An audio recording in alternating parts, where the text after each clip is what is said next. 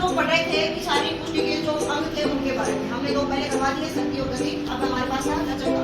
लचक क्या होती है कि हमारा शरीर जो भी क्रिया करेगा उसमें हमारे शरीर के अंदर जितने भी जोड़ है वो मूवमेंट करेंगे, और अगर वो मूवमेंट हमारे सही हो रहे हैं तो कोई भी कार्य करने में हमें किसी प्रकार की कोई दिक्कत नहीं आएगी। अगर कोई भी एक जोड़ काम करने में असहाय हो रहा है तो इसका मतलब वहां पे कोई कमी हो रही है। लचक क्या कहेंगे हम? व्यक्ति के शरीर के जोड़ों की गति को क्या कहते हैं? हम लचक कहते हैं। अब कहीं आप देखते हो कि भाई उसको चलने में दिक्कत आ रही है, बैठने में दिक्कत आ रही है, तो मैम हम क्या बोलते हैं कि उनके जो घुटने हैं वो क्रिया करना बंद कर देते हैं। धीरे धीरे एज के अनुसार तो होता है कि उन चीजों में कमी आ जाती है, लेकिन अगर हम यहीं से खेलते हैं और उस समय अगर हमारे जोड़ों में कमी आ गई है या फिर हम गति नहीं कर पा रहे हैं तो आप कोई भी गेम खेलने में सक्षम नहीं हो सकते। अगर हमें कोई भी गेम खेलना है तो हमारे जो जोड़ है उनमें गति होना जरूरी है। इसीलिए आपको पहले कोई भी गेम खेलते उससे पहले आपको रनिंग वगैरह जॉगिंग और एक्सरसाइज करवाई जाती है ताकि आपके शरीर का प्रत्येक अंग वो फ्लेक्सिबिलिटी में आ जाए, और कोई भी क्रिया करे और कहीं चोट लगने की आशंका हो, कोई धक्का लग जाए या फिर वैसे तो आपको चोट कम से कम आए। तो वही कह रहे हैं कि शरीर की बनावट, उनका व्यक्तित्व है और दोनों क्या है, अगर वो सारी चीजें हमारी सही रहेंगी, शक्ति, गति, लचकता और फ्लेक्सिबिलिटी, तो क्या होगा? हम दिखने में भी अच्छे लगेंगे। अगर शरीर के किसी भी एक चीज को यहाँ से निकाल दे तो क्या हम सही दिखेंगे? किसी को कोई ना कोई कमी हमारे शरीर में हो जाती है तो हम देखने में भी आकर्षक नहीं लगते। तो इसने कहा कि मांसपेशियों की क्रियाशीलता में वृद्धि भी होगी। अब जब हम सही काम करें तो सीधी सी बात है, थकावट हमारे शरीर में महसूस नहीं होगी।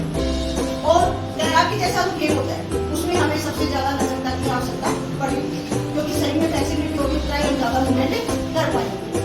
फिर ये कहते हैं कि लचक जो है वो दो प्रकार की होती है, अक्रिय लचक और सक्रिय लचक। अब अक्रिय लचक क्या होगी? इसमें हम कोई काम करते हैं तो हम किसी का सहारा लेके करेंगे, ठीक है?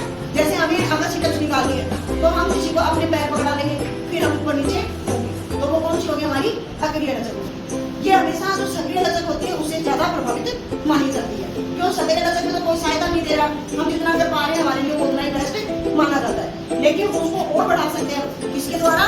किसी की सहायता के द्वारा। तो इसलिए कहते हैं कि सक्रिय लचक से ज्यादा वो महत्वपूर्ण मानी जाती है। अब ये सक्रिय लचक जो सहायता के बिना कर रहे हैं हमारी गति को बढ़ाने के लिए, ये इन्होंने दो प्रकार से बताई, स्थिर और गतिशील।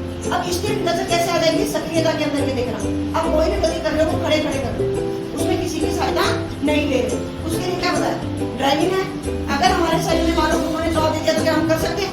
पोलियो ने या कंधों ने जवाब दे दिया तो क्या हम उसको कर सकते हैं? ड्राइविंग नहीं कर सकते। तो ये है सारी स्थिर लचक में, लेकिन बिना किसी की सहायता के बैठते हैं, लेटते हैं, और हम अगर कोई भी रनिंग कर रहे हैं तो उसमें स्टार्ट ले रहे हैं, उसको भी इसमें इंक्लूड किया गया। दूसरा है गतिशील लचक, जो किसकी है? सक्रिय लचक का ही दूसरा उपभाग है। पहला है स्थिर, जब खड़े खड़े कर रहे हैं, गतिशील, गति करते हुए हम किसी लचक को बढ़ा रहे हैं। जैसे इसमें आ जाएगा चलना दौड़ना, ठीक है? कि हम गति कर रहे हैं तो गति तो चाहिए कि हमें, अगर हम पैर से चल रहे हैं और उसमें दर्द होने की जरूरत है तो हम चल पाएंगे? नहीं चल पाएंगे। इसलिए इसको कह रहे हैं कि गतिशील लचकता में हमें सक्रिय लचकता से जो है आवश्यकता